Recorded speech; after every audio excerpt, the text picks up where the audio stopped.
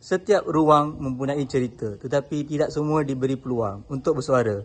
Di kampus ini, seni jalanan menjadi medium bagi pelajar untuk menyatakan identiti budaya dan cabaran harian mereka.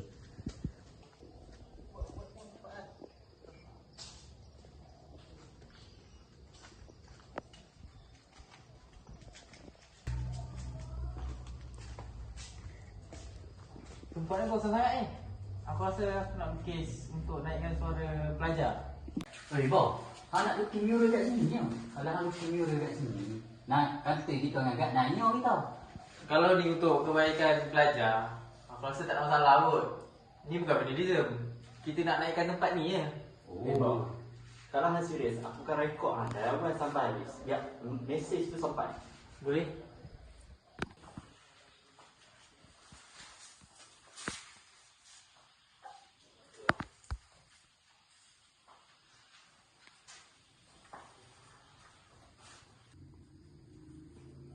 Boh, ada bakat juga tau. Angle dia nampak padu je. Ni aku rasa kalau dah siap ni, gelak ni, pelajar-pelajar lain tengok ni. Syukur mereka. Nah, Zon. Kau pula kena. Aku kena. Okey.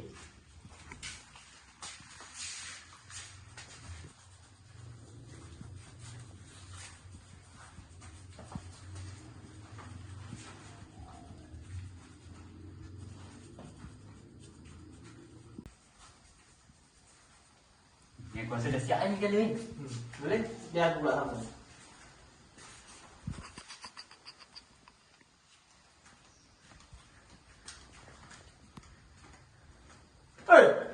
Apa ni? Mana boleh conteng? Ni bukan conteng. Ni lukis. Conteng lah tu. Mana boleh conteng kat Ini dinding? untuk sampaikan mesej untuk pelajar. Tak nampak macam lukisan pun. Mana boleh lukis macam tu? Aku nak bawa padam sekarang.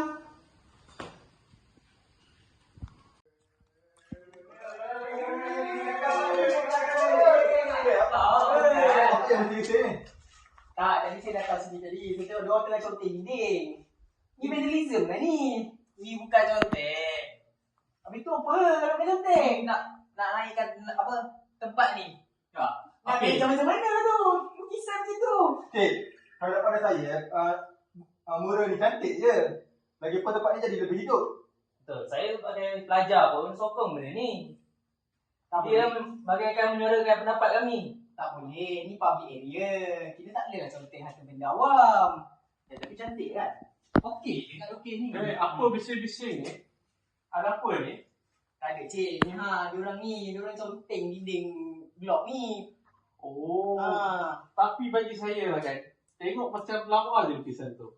Macam nak menaikkan tempat kawasan ini. Saya rasa saya boleh bagi kot clearance untuk mereka ini. Macam? Macam je cik. Tak apalah. Kalau cik dah kata macam tu, saya kena setujulah dengan idea cik. Tak apa, nanti saya beritahu pada pengurusan untuk wartakan kawasan ni sebagai tempat melukis mural lah kalau macam tu. Bagi ada ruang untuk anak-anak ni melukis mural di tempat sepatutnya. Ini saya setuju. Apabila seni diberi ruang, masyarakat diberi suara. Mural ini bukan hanya warna pada dinding, tetapi simbol keberanian untuk mendeklarasi ruang, menjadikannya lebih hidup, lebih autentik dan lebih bermakna.